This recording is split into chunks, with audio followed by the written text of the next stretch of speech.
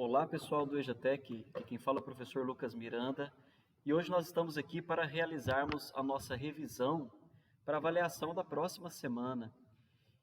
Convido todos aí a pegarem um caderno, fazerem as suas anotações.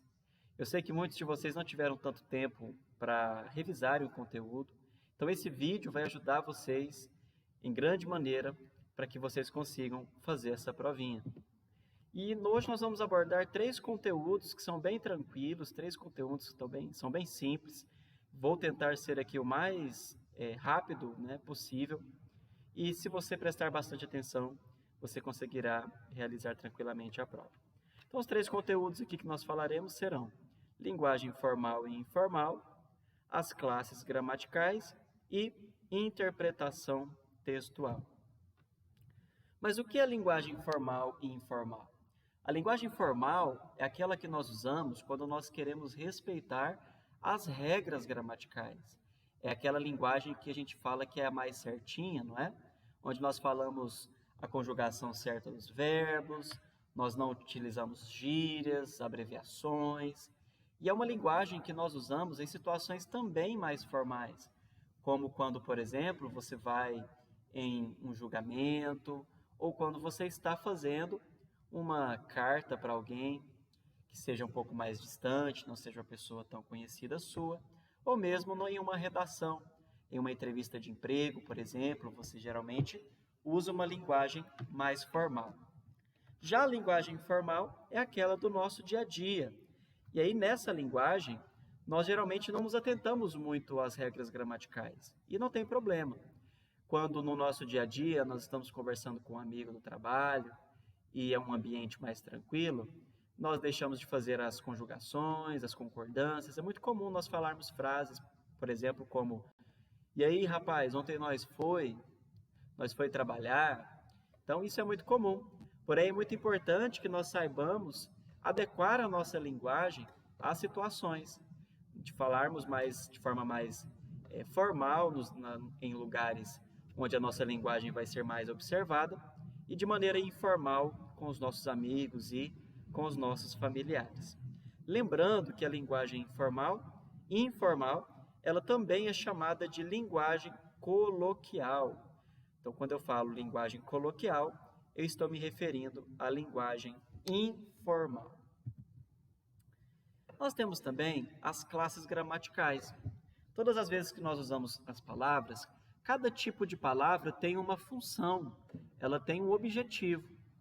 Assim como, por exemplo, quando nós pegamos uma ferramenta, cada ferramenta, por exemplo, de um pedreiro, serve para algo. Da mesma maneira, as palavras servem para situações diferentes. Quando, por exemplo, nós queremos dar nomes às coisas que existem, nós utilizamos os substantivos. Então, quando nós falamos cadeira, celular, computador, ventilador, tudo isso são palavras, são nomes de coisas. E, portanto, nós chamamos de substantivos. Nós temos também os adjetivos. Os adjetivos são aquelas palavras que dão características a tudo que existe. Então, nós podemos chamar algo de alto, feio, bonito, magro. Essas são qualidades, não são tanto qualidades positivas quanto qualidades negativas. Essas palavras que dão essas características, que atribuem essas características, nós as chamamos de adjetivos. Os verbos são as palavras que indicam ação, elas indicam também estado, fenômenos da natureza. Então, palavras como jogar, ler, andar, estar, ser, todas elas são consideradas verbos. Nós temos também os pronomes. Os pronomes são aquelas palavras que substituem os nomes. Nós temos, por exemplo, os pronomes pessoais, que são aqueles eu, tu, ele, nós, vós, eles. Nós temos também aqueles que são os pronomes possessivos, como meu, minha, teu, tua. E os demonstrativos, que são aquele, este, aquela, isto. Ok? E os numerais? Os numerais são as palavras que representam os números. Ao invés de eu escrever o número 12 em formato de algarismo, eu posso escrever uma palavra por extenso, com a letra D, O, Z, E, e nós formamos a palavra 12, que é um numeral. Nós temos numerais que indicam ordem, nós temos numerais que indicam quantidade, fração e os numerais que indicam multiplicação também. Os artigos são aquelas palavrinhas pequenininhas da língua que vêm antes dos substantivos e elas indicam uma definição ou indefinição. Se for definição, eu posso falar a cadeira, o menino. Se for indefinição, uma cadeira, um menino. Então, os artigos são a, o, as, os, um, uma, uns e umas. Até aqui tudo tranquilo? Espero que esteja.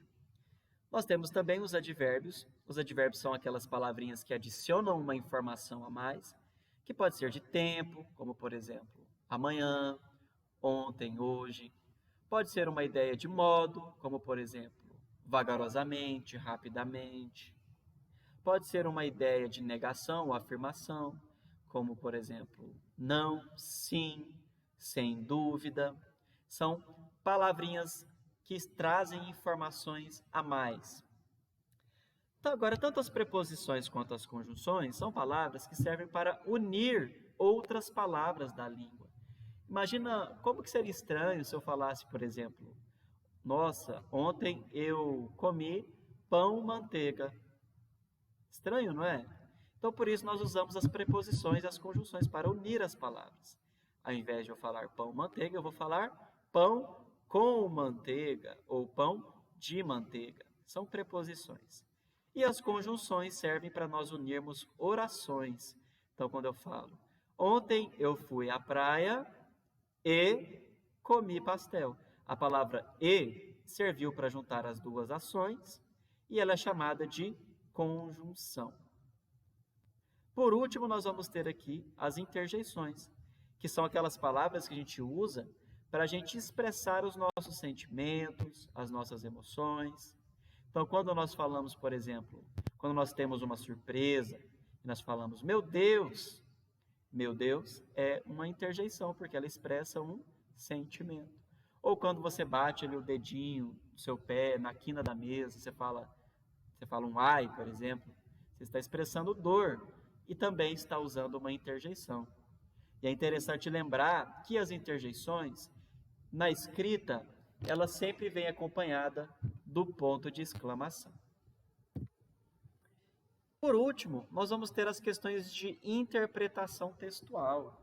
Essas questões, qual é a dica que eu passo para vocês?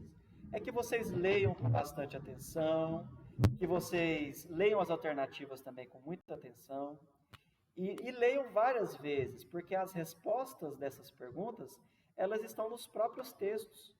Então, você apenas vai errar se você não ler várias vezes, se você não prestar atenção. No mais, pessoal, esses serão os conteúdos da prova. Espero que vocês estudem bastante, assistam esse vídeo quantas vezes forem necessárias. E caso continuem tendo alguma dúvida, podem vir aqui à escola e procurarem os professores, procurar a mim, que nós iremos ajudar todos vocês. Agradeço por terem ouvido até agora e bons estudos.